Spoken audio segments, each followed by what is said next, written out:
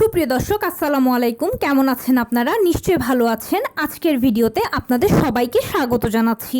আজকে আমি আপনাদের সাথে শেয়ার করব নর্মাল ডেলিভারির জন্য সর্বোচ্চ কত সপ্তাহ পর্যন্ত অপেক্ষা করতে পারবেন। তাহলে চলুন মূল ভিডিওতে যাওয়া যাক। বাই দ্য ওয়ে, মূল ভিডিওতে যাওয়ার আগে একটা কথা বলি, আমি আমার চ্যানেলে pregnancy related, specially normal delivery related অনেক ইম্পর্টেন্ট তথ্য ভিডিও আকারে শেয়ার করে থাকি। এই তথ্যগুলো আমার পার্সোনাল এক্সপেরিয়েন্স ও আমার ডক্টরের সাজেশন থেকে নেওয়া। তাই আমার চ্যানেলটিকে যদি একবার আপনারা ভিজিট করেন তাহলে আপনারা আপনাদের প্রশ্নাতীত মনের অনেক প্রশ্নের উত্তর পেয়ে যেতে পারেন। আমন্ত্রণ জানাবো আমার চ্যানেলটিকে একবার ভিজিট করে দেখার। এবারে চলুন মূল আলোচনায় যাওয়া যাক। আমি শুরুতেই বলেছি আজকে আলোচনা করব নর্মাল ডেলিভারির জন্য সর্বোচ্চ কত সপ্তাহ পর্যন্ত অপেক্ষা করতে পারবেন।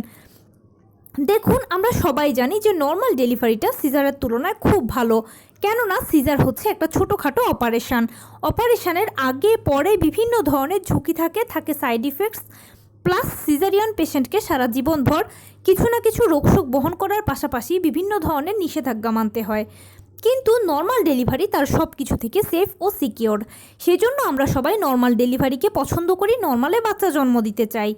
এখন নর্মাল ডেলিভারি হচ্ছে একটা প্রাকৃতিক পদ্ধতি। ডেলিভারির প্রথম থেকে শেষ পর্যন্ত প্রতিটি ধাপ প্রাকৃতিকভাবে শুরু হয়ে প্রাকৃতিকভাবে শেষ হবে। এটাকে জোর করে টেনে হিঁচড়ে ডাক্তার দিয়ে ওষুধ দিয়ে কোনো মতেই কিছু সম্ভব নয়। সম্পূর্ণ ন্যাচারালি প্রতিটি স্টেপ এখানে সংঘটিত হবে। এখন নর্মাল ডেলিভারি যেহেতু প্রাকৃতিক পদ্ধতি, তাই প্রাকৃতিকভাবেও আপনার পেইন আসবে, আর অবশ্যই আপনাকে পেইন আসা পর্যন্ত অপেক্ষা করতে হবে। প্রশ্ন করে অনেকে যে আপু কতদিন বা কত সপ্তাহ পর্যন্ত অপেক্ষা করব। দেখুন, 37 থেকে 40 সপ্তাহ হচ্ছে মূলত নর্মাল ডেলিভারির সময়। যদি নর্মাল ডেলিভারি হওয়ার হয় তাহলে আপনার 37 থেকে 40 সপ্তাহের মধ্যে পেন এসে যাবে, আর এসে আপনার ডেলিভারি কাজটা হয়ে যাবে নর্মাল ডেলিভারির প্রসেসেই।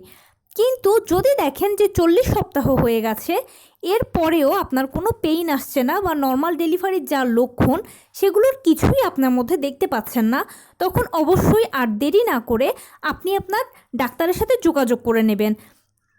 আপনার ডাক্তার সব কিছু চেক আপ করে যদি আপনাকে আরও অপেক্ষা করতে বলেন তাহলেই আপনি অপেক্ষা করতে পারবেন। কিন্তু বেশিরভাগ ক্ষেত্রে যেটা হয় যে 40 সপ্তাহ পরে ডাক্তাররা আর অপেক্ষা করতে বলেন না। এর কারণ হচ্ছে 40 সপ্তাহ পরে বাচ্চাদের অক্সিজেন লেভেল কমতে থাকে, বাচ্চাদের ওজন কমতে থাকে, সেই সাথে সবথেকে বড় সমস্যা হচ্ছে বাচ্চা মায়ের পেটে টয়লেট করে দিতে পারে। আর যদি একবার বাচ্চা মায়ের পেটে টয়লেট করে দেয় তাহলে সেই টয়লেটটা তারা খেয়ে ফেলে, আর তখন বাচ্চা মারা যায়। কিন্তু তখন বাচ্চার জীবনের ঝুঁকি থাকে অনেক বেশি। সেই জন্য বাচ্চাকে বাঁচানোর জন্য, এমনকি মাকেও সুস্থ রাখার জন্য ডাক্তাররা 40 সপ্তাহ পরে আর সাধারণত অপেক্ষা করতে বলেন না। তবে পেশেন্ট ভেদে আবার অনেককে বলেও থাকেন। সেই জন্য 40 সপ্তাহ পর্যন্তই হচ্ছে বেসিক্যালি নর্মাল ডেলিভারির সময়। এর মধ্যে যদি নর্মাল ডেলিভারি হয় তাহলে তো গুড, আর যদি না হয় তাহলে অবশ্যই ডাক্তারের কাছে গিয়ে পরামর্শ নেবেন। ডাক্তার যেরকম করতে বলবে সেরকমই করবেন। দেখুন, একটা কথা মাথায় রাখতে হবে যে প্রেগন্যান্সিটা খুব সেন্সিটিভ একটা ইস্যু, আর এই প্রেগন্যান্সি পিরিয়ডে নিজের কোনো সিদ্ধান্ত এখানে ইম্পর্ট্যান্ট নয়। সবথেকে বড় ইম্পর্ট্যান্ট হচ্ছে ডাক্তারের পরামর্শ, ডাক্তারের সিদ্ধান্ত।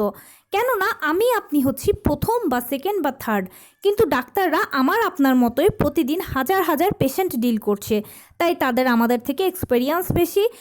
তাদের সিদ্ধান্তই এ সকল ক্ষেত্রে অ্যাকসেপ্ট করাটাই সবথেকে বেশি ওয়াইজ হবে। তো এই ছিল আজকের ভিডিও। কেমন লাগলো বলুন?